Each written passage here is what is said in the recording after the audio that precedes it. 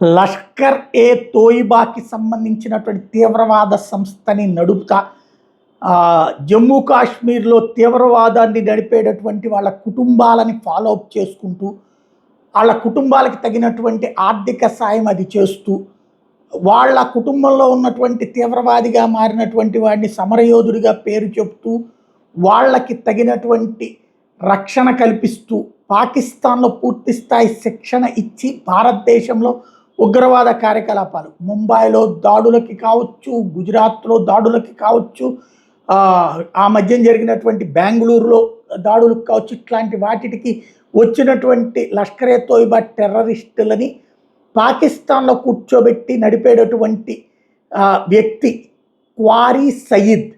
ఇతను chief of the department ఏదైతే లష్కర్ ఏ Taiba terrorist వింగ్కి సంబంధించినటువంటి అతను ఇస్లామాబాద్లో ఒక మసీదు దగ్గర ఉంటాడు,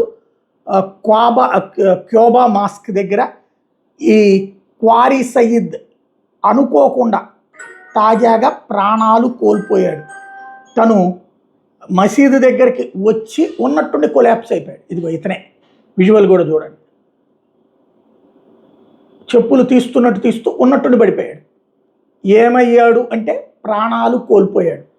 అతను తిన్న ఆహారం వలన లేకపోతే ఏ పాయిజనస్ వల్ల జరిగిందా, ఏం జరిగిందో తెలియదు. అక్కడ జరుగుతున్నాయి ఏంటి మరణాలు అన్నీ కూడా సహజ సిద్ధ మరణాలుగా జరుగుతున్నాయి తీవ్రవాదులకు సంబంధించినటువంటి అంశంలో. ఇప్పుడు చూసారా, అందరూ పరుగులు పెట్టుకుంటూ వచ్చి ఆ శవాన్ని తీసినటువంటి పరిస్థితి. చనిపోయినటువంటి వ్యక్తి ఇప్పుడు ఇదిగో ఈ కింద కర్మడేటటువంటి వ్యక్తేనమాట. ఇతను ఇప్పుడు అక్కడ ప్రాణాలు కోల్పోయాడు. భారతదేశాన్ని అల్లకల్లోలం చేయాలనుకునే శక్తులు ఒకళ్ళ తర్వాత ఒకళ్ళు కాలగర్భంలో కలిసిపోతున్నారు.